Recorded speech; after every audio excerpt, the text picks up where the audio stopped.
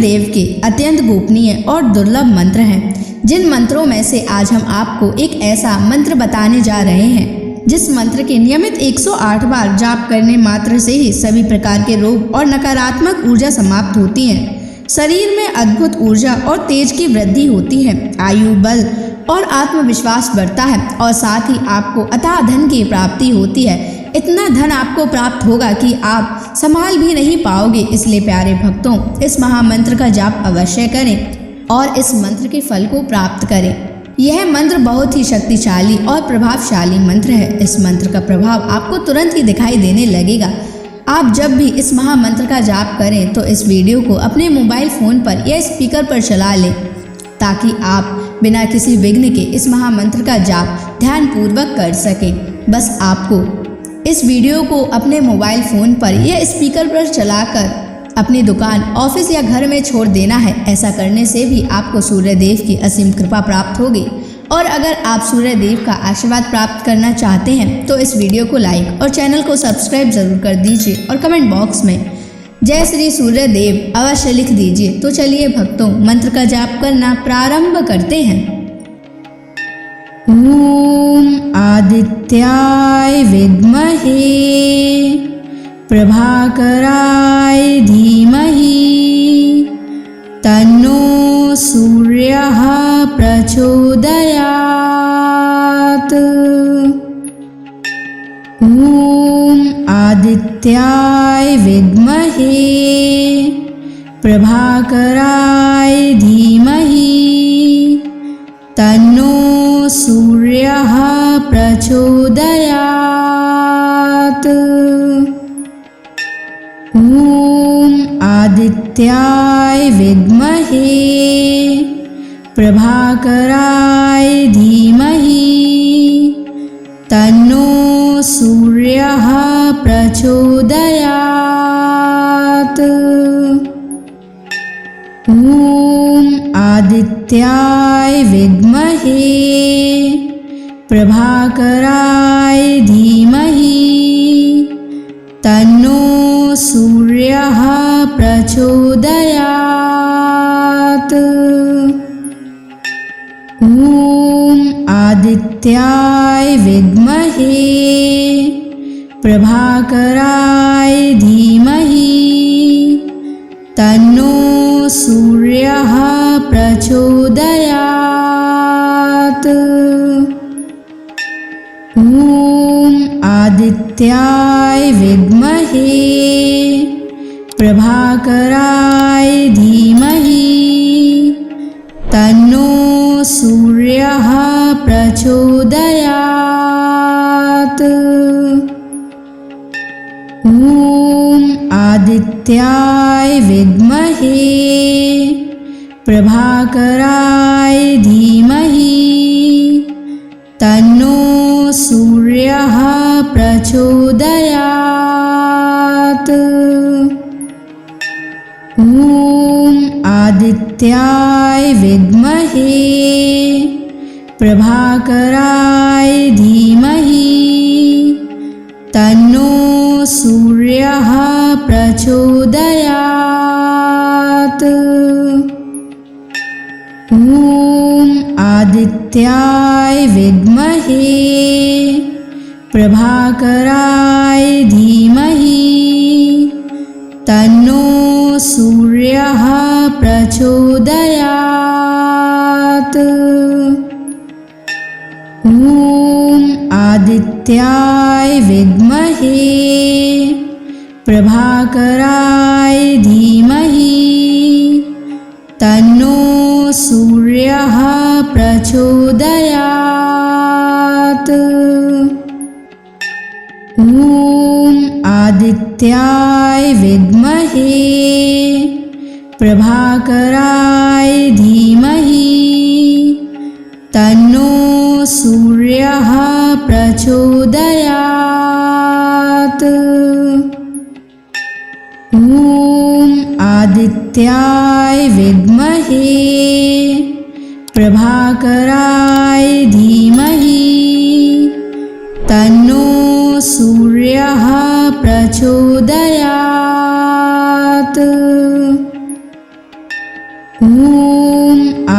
आदित्याय विद्महे प्रभाकराय धीमहि तन्नो सूर्यः प्रचोदयात्।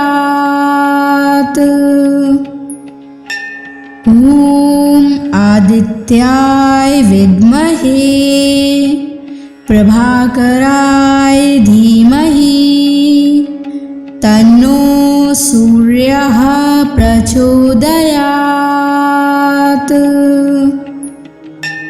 ॐ आदित्याय विद्महे प्रभाकराय धीमहि तन्नो सूर्यः प्रचोदयात्।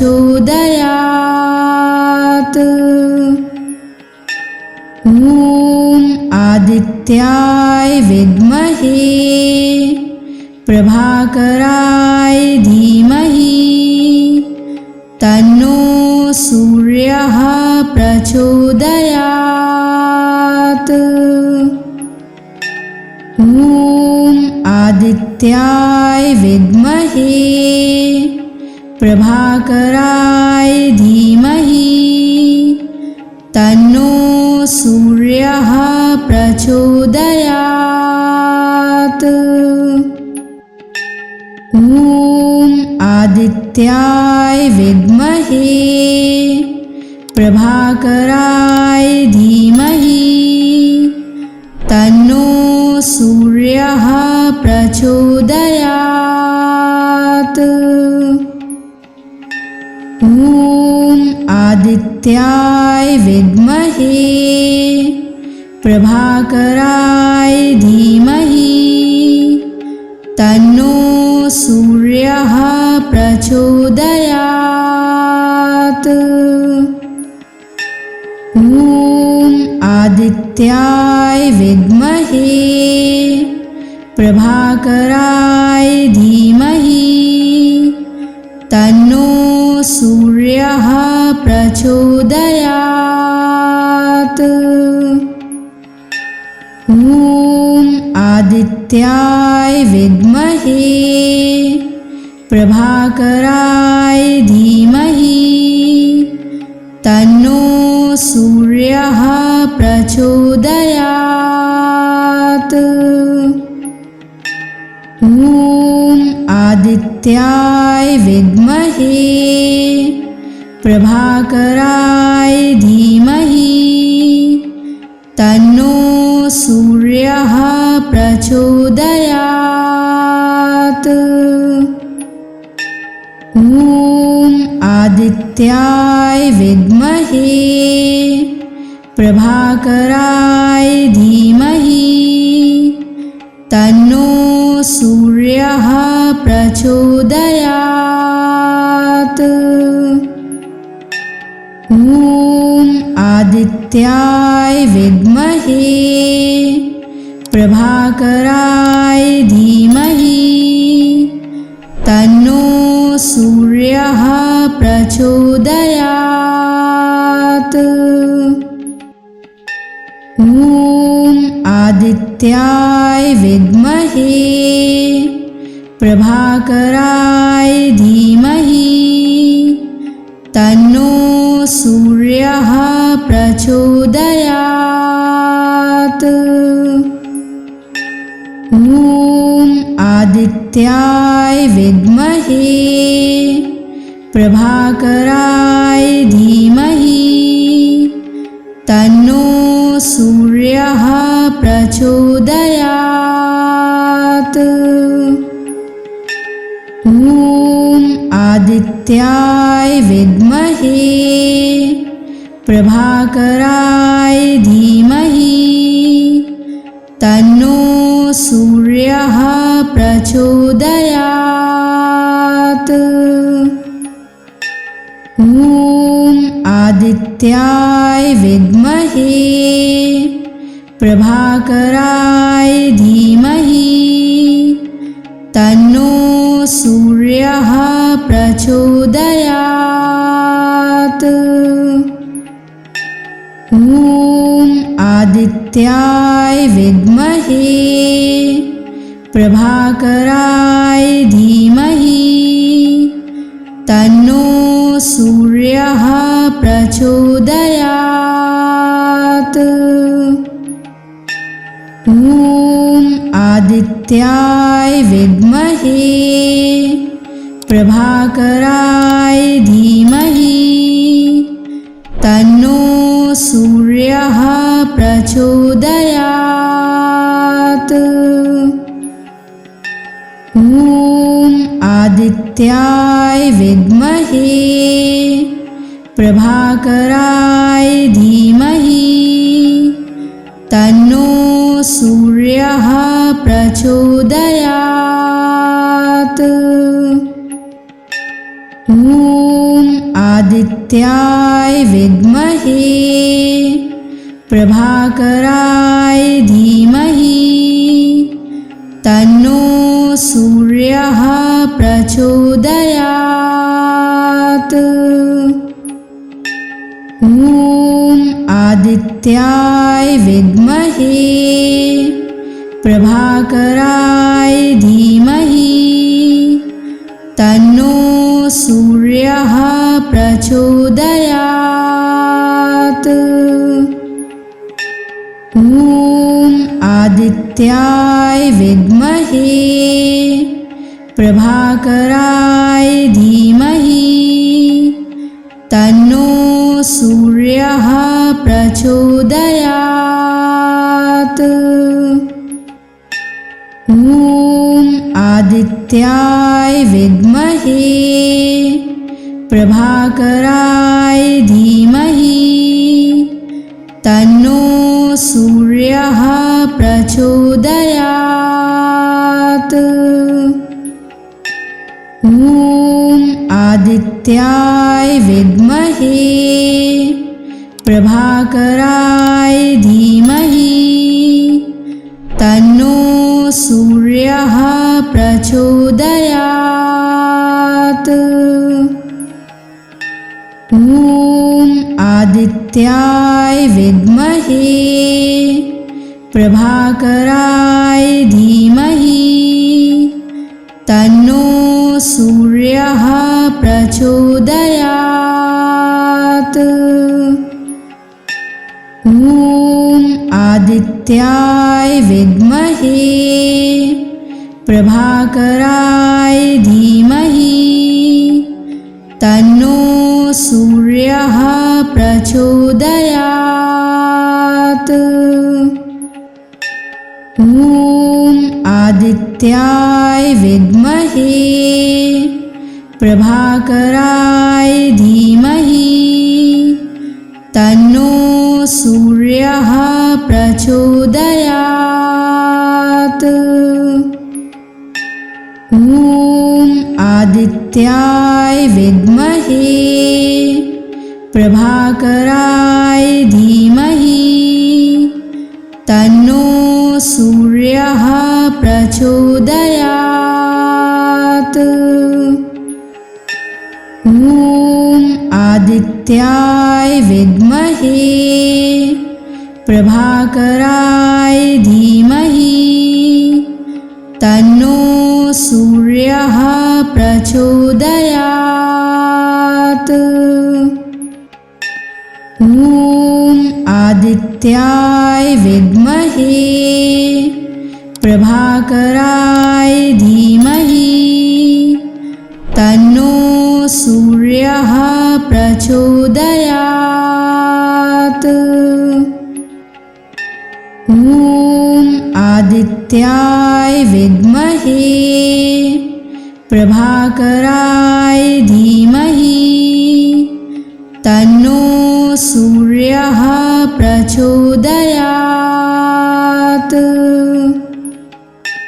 ॐ आदित्याय विद्महे प्रभाकराय धीमहि तन्नो सूर्यः प्रचोदयात्।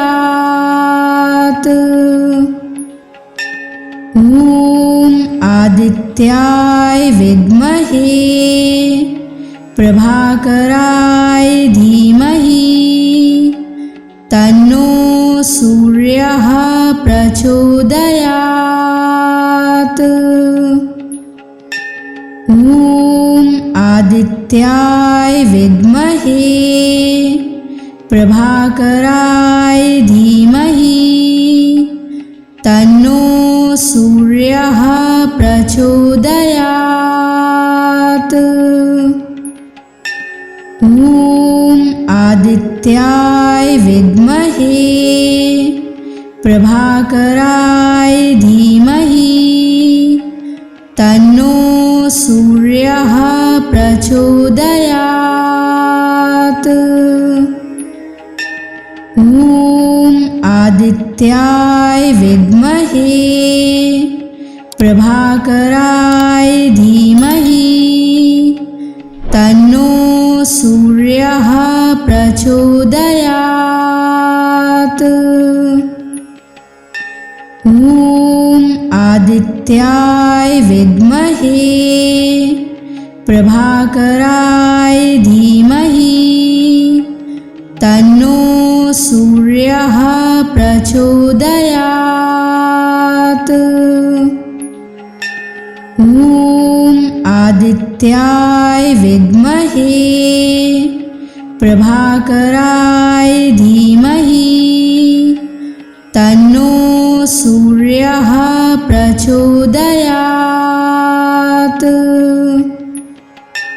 ॐ आदित्याय विद्महे प्रभाकराय धीमहि तन्नो सूर्यः प्रचोदयात्। ॐ आदित्याय विद्महे प्रभाकराय धीमहि तन्नो सूर्यः प्रचोदयात्। ॐ आदित्याय विद्महे प्रभाकराय धीमहि तन्नो सूर्यः प्रचोदयात्। ॐ आदित्याय विद्महे प्रभाकराय धीमहि तन्नो सूर्यः प्रचोदयात्। ॐ आदित्याय विद्महे प्रभाकराय धीमहि तन्नो सूर्यः प्रचोदयात्। ॐ आदित्याय विद्महे प्रभाकराय धीमहि तन्नो सूर्यः प्रचोदयात्। ॐ आदित्याय विद्महे प्रभाकराय धीमहि तन्नो सूर्यः प्रचोदयात्।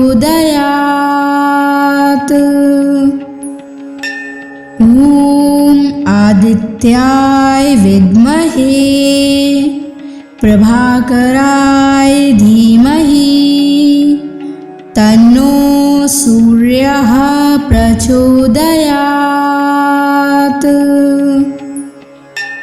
ॐ आदित्याय विद्महे प्रभाकराय धीमहि तन्नो सूर्यः प्रचोदयात्।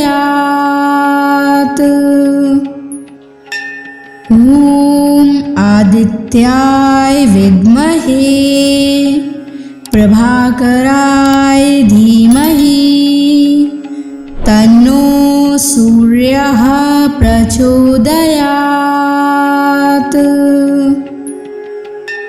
ॐ आदित्याय विद्महे प्रभाकराय धीमहि तन्नो सूर्यः प्रचोदयात्।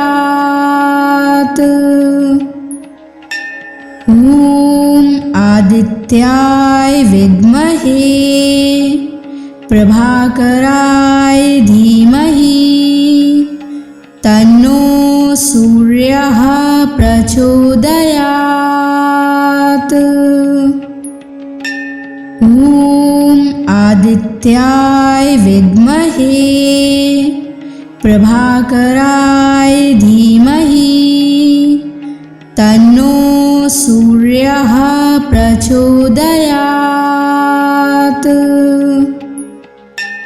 ॐ आदित्याय विद्महे प्रभाकराय धीमहि तन्नो सूर्यः प्रचोदयात्। ॐ आदित्याय विद्महे प्रभाकराय धीमहि तन्नो सूर्यः प्रचोदयात्। ॐ आदित्याय विद्महे प्रभाकराय धीमहि तन्नो सूर्यः प्रचोदयात्।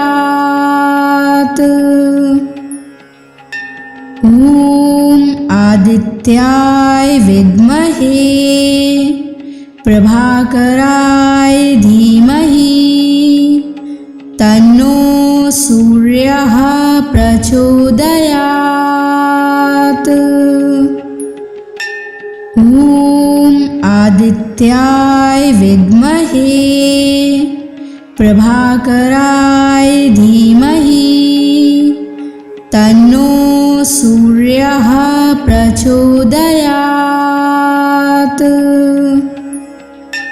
ॐ आदित्याय विद्महे प्रभाकराय धीमहि तन्नो सूर्यः प्रचोदयात्। ॐ आदित्याय विद्महे प्रभाकराय धीमहि तन्नो सूर्यः प्रचोदयात्। ॐ आदित्याय विद्महे प्रभाकराय धीमहि तन्नो सूर्यः प्रचोदयात्। ॐ आदित्याय विद्महे प्रभाकराय धीमहि तन्नो सूर्यः प्रचोदयात्। ॐ आदित्याय विद्महे प्रभाकराय धीमहि तन्नो सूर्यः प्रचोदयात्। ॐ आदित्याय विद्महे प्रभाकराय धीमहि तन्नो सूर्यः प्रचोदयात्। ॐ आदित्याय विद्महे प्रभाकराय धीमहि तन्नो सूर्यः प्रचोदयात्। ॐ आदित्याय विद्महे प्रभाकराय धीमहि तन्नो सूर्यः प्रचोदयात्। ॐ आदित्याय विद्महे प्रभाकराय धीमहि तन्नो सूर्यः प्रचोदयात्। ॐ आदित्याय विद्महे प्रभाकराय धीमहि तन्नो सूर्यः प्रचोदयात्। ॐ आदित्याय विद्महे प्रभाकराय धीमहि तन्नो सूर्यः प्रचोदयात्। ॐ आदित्याय विद्महे प्रभाकराय धीमहि तन्नो सूर्यः प्रचोदयात्। ॐ आदित्याय विद्महे प्रभाकराय धीमहि तन्नो सूर्यः प्रचोदयात्।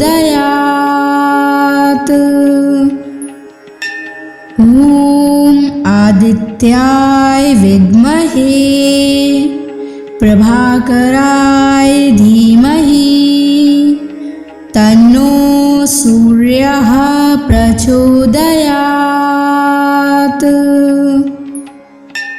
ॐ आदित्याय विद्महे प्रभाकराय धीमहि तन्नो सूर्यः प्रचोदयात्। ॐ आदित्याय विद्महे प्रभाकराय धीमहि तन्नो सूर्यः प्रचोदयात्। ॐ आदित्याय विद्महे प्रभाकराय धीमहि तन्नो सूर्यः प्रचोदयात्। ॐ आदित्याय विद्महे प्रभाकराय धीमहि तन्नो सूर्यः प्रचोदयात्। ॐ आदित्याय विद्महे प्रभाकराय धीमहि तन्नो सूर्यः प्रचोदयात्। ॐ आदित्याय विद्महे प्रभाकराय धीमहि तन्नो सूर्यः प्रचोदयात्। ॐ आदित्याय विद्महे प्रभाकराय धीमहि तन्नो सूर्यः प्रचोदयात्। ॐ आदित्याय विद्महे प्रभाकराय धीमहि तन्नो सूर्यः प्रचोदयात्। ॐ आदित्याय विद्महे प्रभाकराय धीमहि तन्नो सूर्यः प्रचोदयात्। ॐ आदित्याय विद्महे प्रभाकराय धीमहि तन्नो सूर्यः प्रचोदयात्। ॐ आदित्याय विद्महे प्रभाकराय धीमहि तन्नो सूर्यः प्रचोदयात्। ॐ आदित्याय विद्महे प्रभाकराय धीमहि तन्नो सूर्यः प्रचोदयात्। ॐ आदित्याय विद्महे प्रभाकराय धीमहि तन्नो सूर्यः प्रचोदयात्। ॐ आदित्याय विद्महे प्रभाकराय धीमहि तन्नो सूर्यः प्रचोदयात्।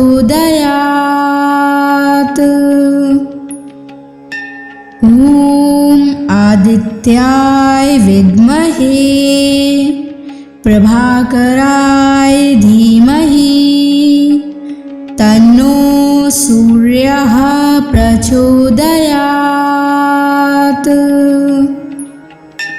ॐ आदित्याय विद्महे प्रभाकराय धीमहि तन्नो सूर्यः प्रचोदयात्।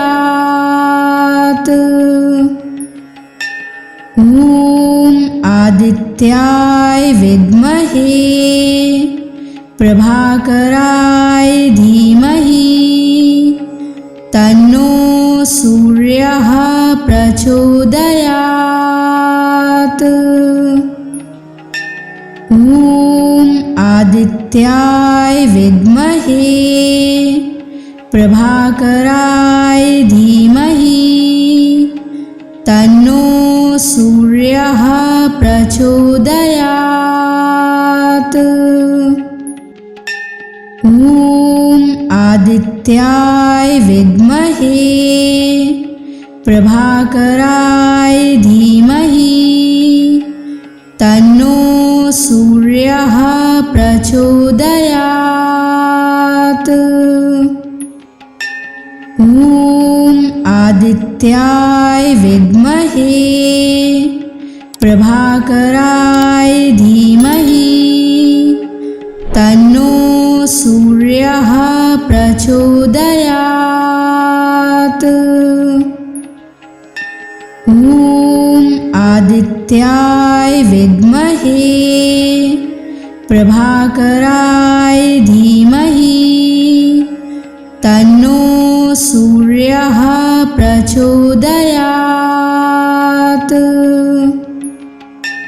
ॐ आदित्याय विद्महे प्रभाकराय धीमहि तन्नो सूर्यः प्रचोदयात्।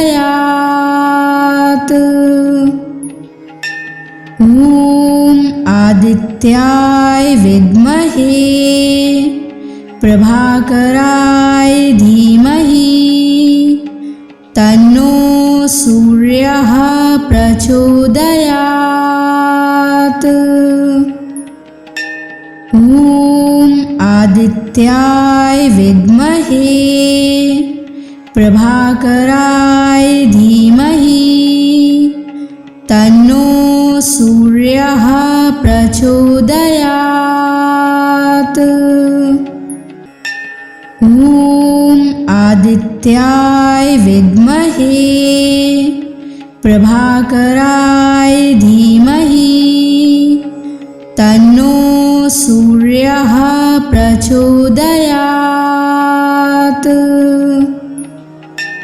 ॐ आदित्याय विद्महे प्रभाकराय धीमहि तन्नो सूर्यः प्रचोदयात्।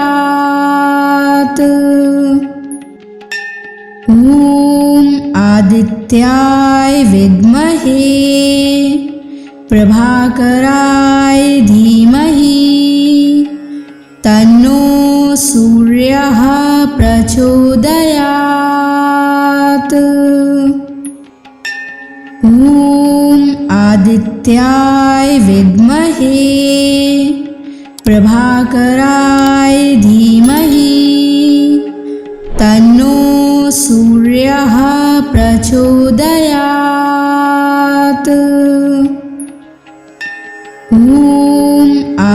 आदित्याय विद्महे प्रभाकराय धीमहि तन्नो सूर्यः प्रचोदयात्। ॐ आदित्याय विद्महे प्रभाकराय धीमहि तन्नो सूर्यः प्रचोदयात्। ॐ आदित्याय विद्महे प्रभाकराय धीमहि तन्नो सूर्यः प्रचोदयात्।